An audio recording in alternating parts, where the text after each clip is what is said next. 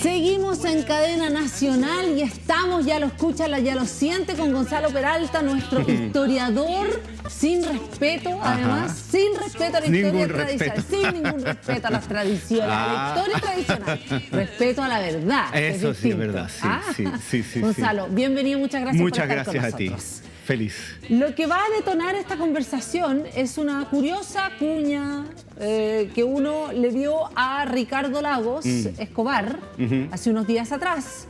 Y todos quedamos como medio, ¿quién podrá ayudarnos? Y por supuesto Gonzalo Peralta nos va a ayudar a entender qué es lo que está tratando de decir el expresidente Ricardo Lagos, quien además se habría ofrecido a ser parte de quienes escriben esta nueva Constitución. Claro. Parte del órgano, como dicen. Parte del órgano. Veamos, escuchemos. Ya. Ok. Hablemos de las declaraciones del expresidente Lagos. Sí. Y explícanos qué es lo que cuando dice como que... Sí, como para callado. Yo no había visto las imágenes. Sino ¿no habías visto las imágenes? Sabía de las declaraciones, pero no había visto las imágenes. Son más impactantes aún. Explícanos qué es esto que dijo... Esa recomendación. Esa recomendación que es el león, hacerlo igual que el león de Tarapacá. Claro. Lagos le recomienda a Boric que se conduzca como el león de Tarapacá, y eso se refiere al proceso de confección de la Constitución de 1925. Ok, ya. Que en ese sentido, ese proceso constituyente y ese periodo histórico tiene varias cuestiones que son interesantes en relación a lo que pasa ahora, ¿no? Hay muchos elementos ahí que nos resuenan, ¿no? Crisis internacional, crisis de legitimidad de un sistema político-económico, crisis de una cierta élite que estaba muy ensimismada y que llegó un momento en que se desfondó, malestar social, ¿no? Y bueno, aires revolucionarios y además epidemias. O sea, como que, tiene todos esos elementos, esos años. Ese contexto, sí. Es muy impresionante, es muy impresionante. ¿Cuál epidemia? Esa fue la gripe española. ¿La gripe española? Sí, ya. Entre el 18 y el 20. ¿no? Bueno, entonces, ¿qué pasa ahí? Arturo Alessandri llega al poder en 1920 en una elección que es muy difícil, muy apasionada, muy tensa, muy intensa, con la promesa de realizar reformas políticas importantes, ¿no? Acabar con el régimen político que ya existía, que era la república parlamentaria oligárquica, ¿no? Él dice que va a acabar con aquello y que va a ser un gobierno más popular, ¿cierto?, en el cual se van a integrar a nuevos sectores de la ciudadanía que hasta este momento no participaban de la distribución del poder, por así decirlo, ¿no? En particular las clases medias y sectores del mundo obrero. ¿Con quién compitió Alessandri en esa...? Con Barros Borgoño, que era el candidato del Partido Conservador o del sector conservador, más bien, ¿no? Ese era, y en el fondo, como para entenderlo en visión de ahora, ¿Alessandri era más popular o nunca...? Sí, pero no. O sea, Arturo Alessandri viene candidato de los liberales o de la Alianza Liberal, que si lo vemos en clave actual sería como el candidato de la centroizquierda, por así decirlo, ¿no? Esa era la pregunta. Claro, y Barros Borgoño va como por Chile Vamos, ¿no? Perfecto, ese es como el asunto. Okay. Bueno, y dentro de eso, Arturo Alessandri levanta una plataforma política y una manera de hacer campaña que es muy novedosa, porque él comprende que ahora hay que hacer lo que se llama una política de masas, ¿no? Y también se da cuenta de que es necesario llevar adelante reformas políticas importantes, estructurales, porque el sistema político está colapsando y si no se hacen esas reformas va a reventar. Piensa tú que 3 años antes de esta elección estalló la Revolución Rusa, ¿no? Esa es la situación política mundial y que tiene resonancias en Chile. Perfecto. Hay crisis económica también, en fin, una situación súper compleja. Entonces, esa es su promesa de campaña y la hace mediante una performance política que además es muy novedosa porque es de apego a los sectores populares, donde él con gran carisma lanza unos discursos muy apasionados, ¿no? Muy seductores y moviliza a la población. Entonces, eso hace que esa elección sea muy álgida, ¿no? Muy potente, muy emotiva. Y bueno, llegan a una definición casi a penales, por así decirlo, porque Barros Borgoño gana en número de votos, pero Alessandri gana en número de electores, que era el sistema que existía hasta entonces. Y esto lo tiene que decidir finalmente el Congreso. Y como el Congreso tenía mayoría conservadora, Alessandri dice, no, yo no quiero que lo resuelva el Congreso porque probablemente va a resolver, voy a perder, claro, en favor de mi contendor, ¿no? Entonces, después de mucho tironeo, se llega a la decisión de escoger una, como decía Lago hace un rato, una comisión de sabios o algo así, o de notables, que finalmente decide quién es el presidente. Eso para la elección. Y así Arturo Alessandri llega al poder y además con una situación de movilización popular súper intensa. O sea, por los dos lados, por el lado político institucional y también por la calle, ¿no? Muy, muy agitado y de varios meses. Bueno, así llega Alessandri al poder y cuando él quiere llevar adelante su programa de reformas se topa con que el Congreso de mayoría conservadora no se lo permite. Ya. Y eso va a frustrar su proyecto de reformas y también va a frustrar, por supuesto, a sus electores y a la ciudadanía que ve que esa vía institucional no está funcionando, ¿no? Y que las promesas no se cumplen.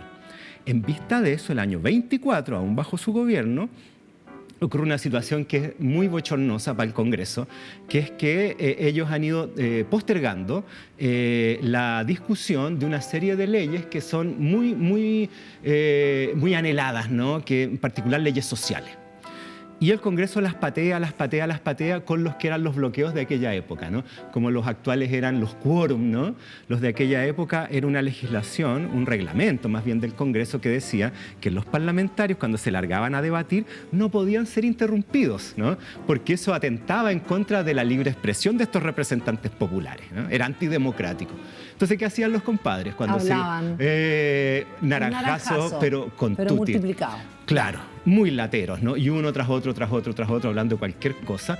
Y bueno, los proyectos se caían. Ese era el mecanismo institucional para mantener el statu quo, ¿no? Como el contemporáneo habían sido los quórum, entre otros, los de esa época era ese. Perfecto. Y de esa manera pateaban y pateaban y pateaban. Bueno, la cosa es que el año 24 se está esperando, en septiembre del 24, que se promulguen leyes sociales, ¿no? Muy importante en vista de la situación de agitación social. Y por otro lado, los militares quieren que se promulgue una serie de leyes que tienen que ver con sueldos y ascensos, porque tenían bajos sueldos, en buena medida porque no ascendían, porque el alto mando estaba chantado en sus puestos. No se iban, no se retiraban, ¿no? Como se llaman los militares. Que hay una obligación, ¿no? Claro, como los obispos, ¿no? Que a los 75 años. Bueno, los militares había un alto mando valetudinario, ¿no? Que no se iba nunca, y los oficiales no ascendían, entonces estaban en una situación súper complicada. Y además, ya para esa época, una buena parte de la oficialidad, en particular del ejército, era de origen mesocrático, de clase media. Y ellos apoyaban a Arturo Alessandri. Entonces, confluyen todas estas cosas para una sesión, me parece que es el 4 de septiembre incluso, en el Congreso, donde se están discutiendo estas leyes y asiste un grupo de estos oficiales jóvenes a las galerías del Congreso a ver cómo se despachan estas leyes, cómo se discuten más bien. Y el Congreso decide que antes de discutir las leyes sociales o las de ascensos y retiros de la Fuerza Armada, van a discutir su sueldo, la dieta parlamentaria, ¿no? Y eso, por supuesto, provoca gran indignación. Ahora, un ojo, ¿eh? Hasta ese momento los parlamentarios no recibían ningún sueldo. Porque nada, cero, porque se suponía que ellos estaban haciendo esto por el bien de la patria. Pero tenía una consecuencia que es que los que llegaban al Congreso debían tener los recursos suficientes. Entonces era una discusión que en realidad era necesaria. Era de fondo. Era de fondo y era importante, pero estaban tan desprestigiados que al discutir la dieta parlamentaria, en vez de discutir estos otros problemas, estalló, ¿no? Por esa misma resistencia. Bueno, los militares empiezan a abuchear, ¿no? Desde las galerías. Los parlamentarios los llaman al orden, acude el ministro de Defensa, de Guerra, como se llama en esa época, y les pide que desalojen. Y los sujetos desalojan haciendo sonar sus sables, que los usaban como ornamento en realidad, contra los mármoles del piso, y eso se llamó el ruido de sable, que es una amenaza, derechamente era una amenaza. Entonces los parlamentarios dicen, no se puede tolerar que estos milicos, ¿no? Nos vengan a amenazar de esta manera, y hablan con el ministro de Guerra y con Arturo Alessandri y le dicen, oiga, llame a la orden a estos personajes, ¿no? Porque esto es una amenaza, una insubordinación, es un insulto al Congreso. Y Arturo Alessandri dice, ok, que vengan. Y llama a estos militares al Congreso. Entre ellos personajes que en esa época desconocidos como Carlos Ibáñez del Campo, que era, me parece que mayor de ejército. Y era otro de los que no ascendía, ¿no? Marmaduke Grove, otro de aquellos. Bueno, y los cita y les dice, muchachos, los comprendo. y los intenta seducir, ¿no? Él era un seductor y le dice, tengo los mismos problemas que ustedes, un Congreso que es sordo, un Congreso obstaculizador, un Congreso que no escucha el clamor popular. Así que juntos vamos a mover esto, déjenmelo a mí. Y de esa manera engatusa a los militares, ¿no? Y luego va al Congreso y le dice a los parlamentarios, honorables, o se ponen las pilas o los militares van a actuar. En una jornada maratónica, de un día para otro, similar, diría yo, al acuerdo por la paz y el proceso constituyente del 15 de noviembre, aprueban 8 leyes sociales en 24 horas. Muy similar a lo que pasó en noviembre, ¿no? Presionado en este caso por los militares, así como el Congreso presionado por el alzamiento, ¿cierto? En su momento también se tuvo que poner las pilas y saltar todas estas cortapisas y estos bloqueos y realmente operar a velocidad, ¿no? Entonces, bueno, Arturo Alessandri dice, la tengo. Ok, leyes sociales, este Congreso se movió, ni un problema. Llegan los militares de nuevo a reunirse con él. Y le dice, bueno muchachos, estamos listos, ¿no? Lo hicimos. Ahora el Congreso se puso las pilas, van las leyes sociales, van también sus leyes de Fuerzas Armadas, así que bueno, a los cuarteles. Y los militares le dicen, mire, su excelencia, la verdad que nosotros, claro, estuvimos pensando y creo que un comité que nosotros armamos, ¿no? Para ver este tipo de cuestiones, lo vamos a mantener activo. Y ahí Arturo Alessandri, ¿qué hace? Renuncia, se va. Se da cuenta que está bajo tutela militar, ¿no? Que los militares en realidad no se los habían engatusado y así como habían amenazado al Congreso, ahora lo estaban amenazando a él, ¿no? Entonces parte al exilio, abandona el país un 11 de septiembre de 1924 y se va a Italia. Se queda en Roma 6 meses. Mientras tanto, acá los militares se toman el poder y cierran el Congreso y nombran una junta militar de los altos oficiales de la Fuerza Armada, los comandantes en jefe, los almirantes, en fin. Y lanzan la promesa de que van a llamar a una asamblea constituyente para la redacción de una nueva constitución política. Y eso es lo que hacen los militares, ¿no? Resulta que en enero estos mismos militares hacen un nuevo golpe para deponer a aquella junta de altos mandos, porque se da cuenta que esa junta está operando para volver a la situación anterior y devolver el poder a la vieja oligarquía, por así decirlo. Y estos militares que eran reformistas sacan a esos gallos, se ponen ellos en el poder y llaman a Arturo Alessandri de regreso. Le dicen, presidente, vuelva, pero vuelva a hacer una nueva constitución. Y Arturo Alessandri dice, perfecto, es lo que yo quiero. Y regresa en marzo. Ese es el contexto. Ahora, increíble, pero ¿no perdió su condición de presidente? No, le dieron un permiso. Claro, porque... Un permiso. Eso fue. Le concedieron un permiso que él ni pidió para no perder su investidura. Eso fue. Ahora, ¿esto fue con represión? ¿Existió por parte de los militares algún tipo de represión en aquel entonces? No, la verdad que no. De hecho, es bien interesante cómo sectores de izquierda, ¿no? que eran muy críticos de la institucionalidad y en particular de Congreso, en fin, y que pedían reformas políticas importantes, tuvieron reuniones con los militares, ¿no? Porque veían que los militares estaban llevando adelante, estaban moviendo la cosa, ¿no? Y además los militares declaraban que querían una asamblea constituyente. Entonces se veían como unos militares progresistas y con muchos sectores de izquierda se reunieron con ellos y en ese sentido el más popular era Marmaduke Grove, que no hay que olvidar que después va a ser uno de los fundadores del Partido Socialista. Entonces nosotros ahora inmediatamente cuando ve militares piensa en gente más bien de derecha, pero eso no ha sido siempre así, ¿no? Ahora, cuando tú hablas de, digamos, están de acuerdo a hacer una nueva constitución, ¿quién va a hacer esa nueva constitución? ¿Cuál es el mecanismo? Y ahí es donde en el fondo lo que yo entiendo que Lagos dice... Parece que se llamó a algo, o me da la sensación de que Ricardo Lagos lo que quería saber era que había unos convencionales, o no, convencionales no, había en el fondo un grupo de expertos que eran afines a Alessandri, entendí yo, que escribieron y que él hizo, pareciera que hubiese hecho como la puesta en escena de hacer una constitución. ¿Eso es así? Es algo más o menos así. ¿Qué pasó entonces? Bueno, pasó que estos militares, dentro de todo este movimiento militar y todas estas reuniones con diversos sectores, tras estos golpes, dicen que van a llamar a una asamblea constituyente, se comprometen con una asamblea constituyente. ¿Los militares? Los militares que hacen el golpe, y cuando regresa Arturo Alessandri se le dice, aquí hay que hacer una asamblea constituyente. Y él dice, ok, y él dice, ok. Y él dice, ok. Así que digamos, el procedimiento es mediante una asamblea constituyente. ¿Ya? Nada de cosas. El mecanismo. El mecanismo. El mecanismo es la asamblea constituyente. Exacto. Perfecto. El mecanismo. Ya, pues entonces llega en marzo Arturo Alessandri y en abril nombra una gran convención de, si no me equivoco, 120 miembros. Ajá. La nombra él, ADEO, puros varones. Ahora muy amplia en el sentido de que por primera vez en nuestra historia ahí convoca a sujetos desde los conservadores hasta los comunistas. Ya, pero puros políticos.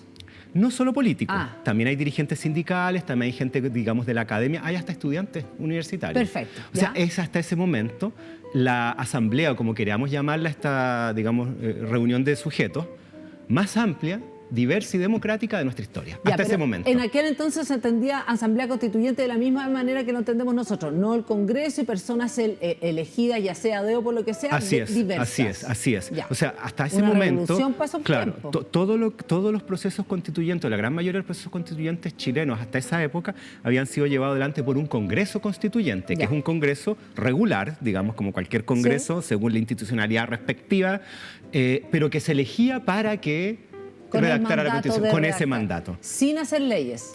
Algunos hacían leyes al mismo tiempo y trabajaban en la Constituyente, otros no, o repartían la pega, en fin. Ya, y esta convención que fue nombrada ADEO por Arturo Alessandri. Por él, así tú y tú. ¿Comenzó a funcionar? Comenzó a funcionar, sí, a partir en abril, mayo, ¿no? ¿Y ahí es donde él tiene una por debajo? Es que ahí eso es lo que... Mira, este es, digamos, la maniobra a la que Ricardo Lagos está llamando que Boric realice, ¿no? Se crea esta gran convención, ¿no? Comienzan las deliberaciones y Arturo Alessandri la preside. Perfecto. Bueno, y lo primero que tiene que decidir esta gran convención es cómo van a llamar a la Asamblea Constituyente. Porque esta convención no es una asamblea constituyente, es una convención de notables elegida por Arturo Alessandri para llevar adelante este proceso, pero quien la va a hacer es la asamblea constituyente, que aún no existía. Entonces lo primero que empiezan a discutir estos personajes es cómo vamos a llamar a esa constituyente. Y empiezan a discutir distintos métodos, ¿no? Unos dicen que por votación directa, otros dicen que representando diversos sectores de la sociedad, como de índole gremial o corporativa, si tú quieres. En fin, una serie de teorías políticas de la época, una época además de mucho cambio, donde aparecen, imagínate, el inicio de la Revolución Rusa, del socialismo en el poder, el inicio de los fascismos, que también tenían sus distintas maneras de organizar la sociedad, y de la democracia liberal en ese momento muy en crisis. Entonces empiezan a discutir esto y en eso se llevan varios días, ¿no? Y la verdad que las discusiones a veces son un poco inconducentes, o sea, se regodean, ¿no? Como mismo se lanzaban en sus discursos, y este para acá y este para allá. Y Alessandri miraba, ¿no? Así como con cierta distancia. Y cuando van 3 o 4 días de estas discusiones, que aún no resuelven nada, Arturo Alessandri, según Carlos Vicuña Fuentes, que es miembro de esta convención y que luego va a ser de la Convención Chica y un abogado y político radical muy cercano a Alessandri, dice que quien, digamos, lanzó, por así decirlo, el cebo fue Agustín Edwards McClure, que era miembro también de esta gran convención. Ya. Entonces él lanza una moción, por así decirlo, y dice que ¿por qué no hacemos lo siguiente? Para hacer este trabajo más eficiente, ¿no? Una solución meramente técnica, ¿no? Una idea que sea sensata y práctica. Mientras se sigue discutiendo cómo llamar a la constituyente, podemos armar una comisión más chica que vaya avanzando mientras tanto en un borrador de constitución a partir de esta misma discusión que se está dando en la grande, ¿no? Y así aprovechamos mejor el tiempo. Ese es el argumento. Y Arturo Alessandri salta y dice, excelente. Esa es lo que hay que hacer. Esa misma noche, por un decreto, se forman las dos comisiones. Sigue la gigantesca y esta chica de 20 personas, nombrada ADEO por Alessandri, donde están sus personajes más cercanos, que se supone que tienen que empezar a escribir este borrador. En como 2 meses, sí. Vamos a quedarnos acá, porque aquí ya, hasta aquí llegamos. ¿Esto es cocina? O sea, absolutamente, sí. Sí, pues. Y la convención chica se llamaba. Eso. ¿Cómo se le decía? Convención chica. Sí, la convención chica, la chica y la grande, así nomás. ¿Así nomás? Sí, ya, eso era como... Perfecto. Vamos a seguir conversando con Gonzalo Peralta, que nos está develando cuál es realmente la historia detrás de aquellos dichos del expresidente Lagos con respecto a lo que habría hecho el León de Tarapacá con una nueva constitución. En resumen, pura cocina. Vamos y volvemos, no se lo pierdan, seguimos acá un minuto. Estás en Vía X, somos Cadena Nacional. Con Gonzalo Peralta, con el historiador, nuestro profesor en esta historia sin respeto, y enganchamos en lo que ha sido el cambio de constitución, el proceso de 1925 liderado por el León de Tarapacá. El León de Tarapacá. Exactamente. Sí, don Arturo Alessandri Palma. Entonces, Arturo Alessandri se las arregla para tener una convención, una asamblea constituyente grande. O sea, una convención constituyente que a su vez luego tiene que llamar a una asamblea constituyente. Perfecto. Para que haga la constitución. Ya. Pero paralelo, tú con todas estas palabras, sería más sensato, para no perder el tiempo, claro, etcétera, claro. etcétera, hicieron una comisión chica, ¿cómo le llaman? La convención chica. La convención chica. Sí, ¿Quiénes eran las convención chica? ¿Qué hacía la convención chica? Bueno, la convención chica, según lo que Arturo Alessandri dijo cuando propuso esto, o cuando se tomó la propuesta que surgió, ¿cierto?, de esta convención grande, era ir avanzando en un borrador de constitución. Perfecto, un ya. borrador, ¿no? Que iba a ir recogiendo lo que saliera de la discusión de la más grande. ¿no? O sea, era como una especie de secretario, ¿no? Una cosa así. Perfecto. Que iba anotando lo que se avanzaba para no perder el tiempo. Una cuestión de eficacia, ¿no? Eficacia y eficiencia. Exacto. Claro. Bueno, ¿y qué pasa? Esta otra convención grande sigue discutiendo llamar a la Asamblea Constituyente y Arturo Alessandri se lanza de cabeza a hacer una nueva constitución, derechamente. Con este grupo chico. Con el grupo chico y nadie más. ¿Quiénes estaban en ese grupo, por Bueno, ejemplo? ahí el personaje más importante, un abogado liberal cercano a Arturo Alessandri, fue ministro de Justicia, que se llamó José Massa Fernández. Ya. Él hace la constitución del 25, José Massa. Es como el Guzmán. Es como el Jaime Guzmán. Ya, es como el Jaime Guzmán. Entonces, ¿cuál era el rollo de esta constitución? ¿Qué es lo que quería hacer Arturo Alessandri? Acabar con el régimen parlamentario, ¿ya? Dándole más poder al presidente de la República. Perfecto. Ese era el asunto, básicamente, ¿no? Y otros cambios que igual son importantes, por ejemplo, bueno, la separación finalmente de la Iglesia del Estado, ¿no? De la Iglesia Católica, la instauración del voto directo en las elecciones, ¿no? Esta cuestión indirecta de los electores y todos estos enredos, ¿no? Con ese proyecto él se lanza a hacer las normas, ¿no? Y bueno, al interior de esta misma convención tiene algunas resistencias. Y estas vienen, yo diría, de dos direcciones. Por un lado, de los partidos políticos. Porque resulta que los partidos políticos se representaban en el Congreso. En consecuencia, si el Congreso pierde poder, también los partidos políticos. Por supuesto, claro. Entonces, este presidencialismo que quería instaurar Arturo Alessandri no les gustaba mucho, ¿no? Y por otro lado, podríamos llamar desde la izquierda por la excesiva concentración de poder en el presidente de la República, que podía significar autoritarismo, que había sido algo que se había luchado a lo largo de todo el siglo XIX, ¿cierto?, de la Constitución portaliana. Exacto. Y que, bueno, no querían que se repitiera, ¿no? Entonces, esa es la situación en que está Arturo Alessandri confeccionando su Constitución. Bueno, él en un tiempo récord, así como en 3 meses, hace la Constitución del 1925, con mano de José Massa. ¿Hay alguna mujer? No, ni una. Ya. No, cero. Y bueno, un día cualquiera de agosto, ¿no? Se reúne la convención completa, esta de los 120 que seguían discutiendo cómo llamar a una asamblea constituyente, y aparece Arturo Alessandri con una constitución lista. Y se las muestra y le dicen, miren lo que les tengo. Y por supuesto la convención se fue de espalda, porque en ningún caso esperaban una constitución lista, ¿no? Porque quien debía hacerlo no era ni la chica, ni menos ellos, sino que una asamblea constituyente, ¿no? Votada por la ciudadanía. Sin embargo, Arturo Alessandri se salta todo ese procedimiento democrático para hacerlo en una cocina mínima, ¿no? Que son estos 20 cercanos amigos. Y se las muestra, y es rechazada por esta convención grande, ¿no? Por el procedimiento y también por el contenido. El procedimiento por lo arbitrario y por lo engañoso, ¿no? Y en el contenido, sobre todo por los partidos políticos, por lo que te decía recién, que terminaba con el poder del Congreso y se lo daba al presidente de la República. Y ahí las resistencias fueron tanto de los conservadores hasta los comunistas. Todos estaban en desacuerdo con este proyecto. O sea, Arturo Alessandri intenta convencerlos, ¿no? Que es necesario este cambio político, de que el régimen parlamentario ya no daba más, que hay que darle más poder al presidente de la República para que pueda tomar decisiones sin tanta cortapisa. Nuevamente los argumentos, por así decirlo, de la gobernabilidad, ¿no? Y la legitimidad democrática, chao. ¿Qué pasa ahí? Se siguen negando. Entonces, ¿qué hace Arturo Alessandri? Llama a estas reuniones, ¿no? De la convención al señor general inspector del ejército, general Mariano Navarrete, que se lanza un discurso frente a esta convención diciendo de que el proyecto constitucional del presidente de la República cuenta con el apoyo del ejército, ¿no?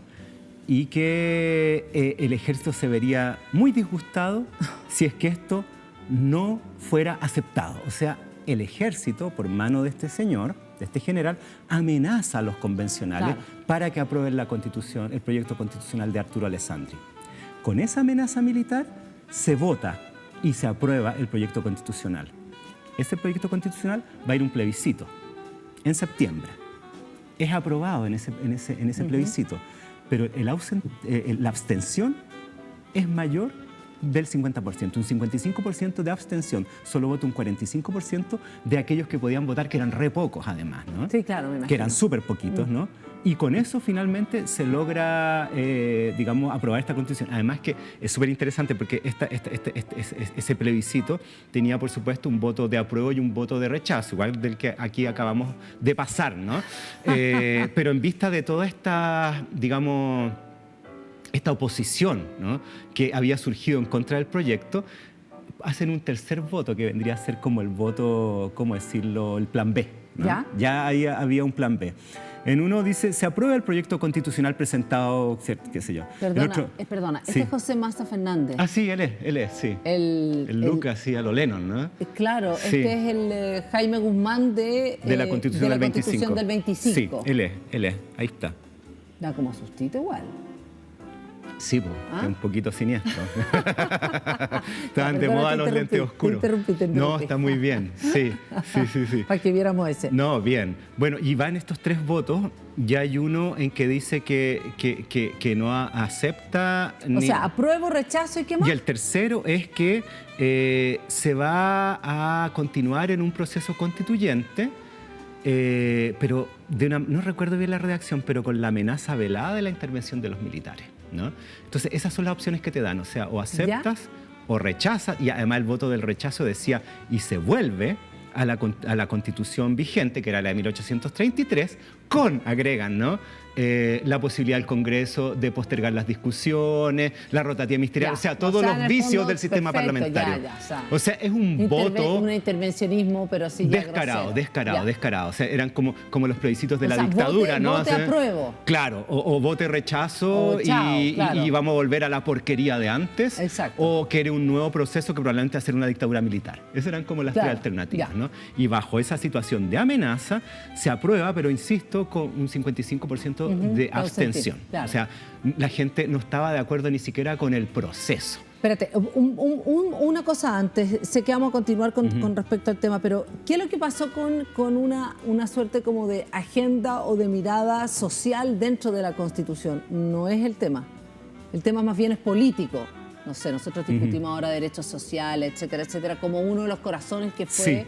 O sea, viniendo de un estallido, supuestamente esos eran parte de los temas relevantes de la convención, se supone, no necesariamente. Sí. ¿Qué pasó en el otro contexto, en 1925? El corazón está puesto en lo político nomás. Está puesto en lo político, solamente, y no en la cuestión social. O sea, yo diría que lo social un poco de rebote, porque, por ejemplo, una cuestión que era súper importante en esa época es la promulgación de un código del trabajo, que no existía, ¿no? Estas famosas leyes sociales estaban todas dispersas y muchas veces se contradecían. Entonces se requería un cuerpo legal que se hiciera cargo de aquello, y eso también tiene una resonancia política, porque quiere decir que es un tema que la política debe hacerse responsable, que era una cuestión que se discutía hasta ese momento. Se pensaba que las relaciones laborales o económicas eran entre privados, entonces el Estado no tenía por qué meterse, y ahí no se consideraba la asimetría de esas relaciones, ¿no? Bueno, esto sí.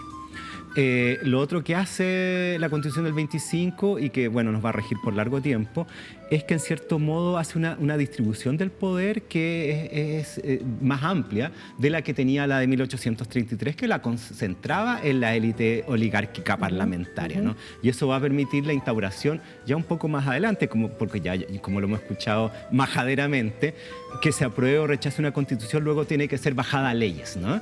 Para que se aplique en la práctica, ¿no?, en los hechos. Y acá pasó algo bien similar, o sea, recién se empezó a aplicar a partir de la década del 30. Entre medio hay pocas cosas que se instalan. Entonces yo diría que se hace cargo de lo social, pero de manera indirecta. Ya, perfecto. Ok.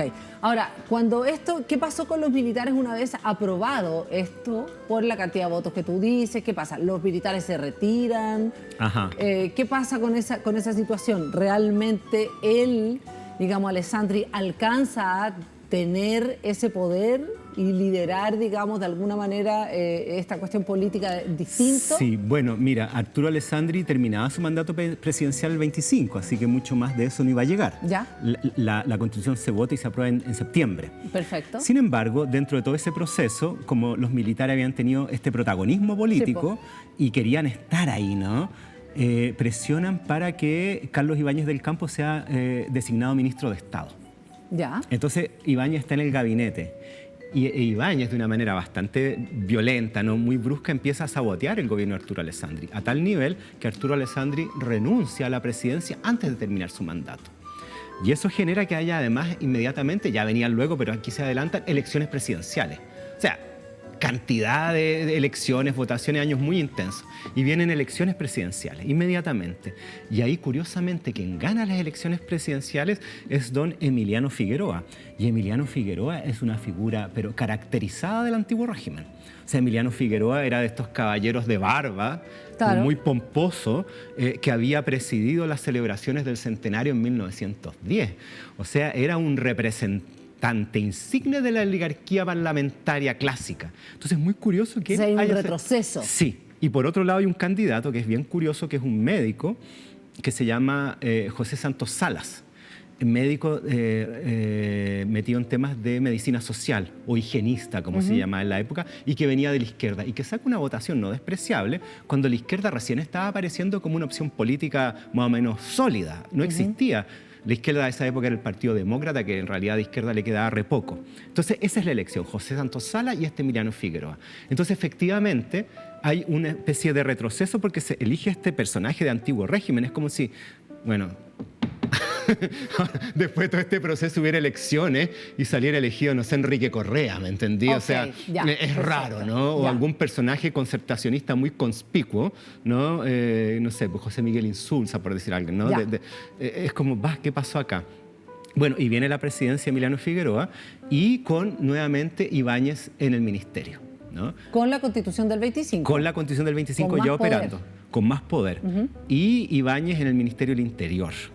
Y Ibáñez empieza a sabotear la presidencia de Emiliano Figueroa y hace movidas bastante cochinas, digamos. Por ejemplo, él se instala como el depurador de la nación. ¿Qué quiere decir esto? Es muy en la mentalidad de la época esto de la medicina social y el higienismo, ¿no? Entonces se ve a la nación como un cuerpo, el cuerpo social que de pronto tiene enfermedades que deben ser tratadas, ¿no? Entonces él era el que iba con un acerado bisturí, ¿no? A sacar todo lo gangrenoso. Y dentro de eso surge un escándalo de que el entonces presidente de la Corte Suprema estaba metido en unos chanchullos. ¿Ya? Y ese era hermano de Emiliano Figueroa. Y debido a estas denuncias de Ibáñez, debe renunciar el presidente de la Corte Suprema en medio del oprobio generalizado, y esto obliga a su vez que el presidente Emiliano Figueroa quede en una situación política insostenible y renuncia también a los 2 años de gobierno, en 1927. Hay elecciones adelantadas. ¿Ya? ¿Y quién gana?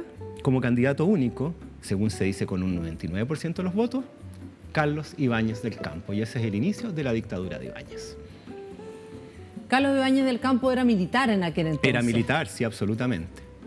Coronel hasta ese tiempo no había podido ascender por lo que conversábamos recién, ¿no? Entonces, en eso termina este proceso de la del 25, al menos el inmediato. Un proceso como reaccionario, de alguna manera. Sí, ahora es curioso porque Ibáñez como personaje y su gobierno, si bien un gobierno muy autoritario, pero reformista, en cuanto a que él no estaba de acuerdo con el sistema político liberal oligárquico. Perfecto. O sea, Ibáñez, ponte tú, promulga el Código del Trabajo. Lo hace él, ¿te fijas? Entonces, progresista, medio cercano al fascismo, ¿no? Popular, modernizante, pero sumamente autoritario. Mezclas interesantes, recovecos interesantes de la historia de nuestro país. Quería entender lo que había dicho el presidente Lagos, qué es lo que era el león de Tarapacá, qué es lo que trató de hacer a la vez. Ahora el profesor Gonzalo Peralta nos explicó todo en detalle. Muchas gracias, Gonzalo. Gracias, Andrea. Gracias por esta historia sin respeto. Ahora nos quedó claro, eso es una cocina, para que sepa en fácil, una cocina. Pero si no, aquí están todos los datos. Nosotros nos vamos, esto fue Cadena Nacional y seguirnos, estás, ya lo sabes, en viaje. Chao.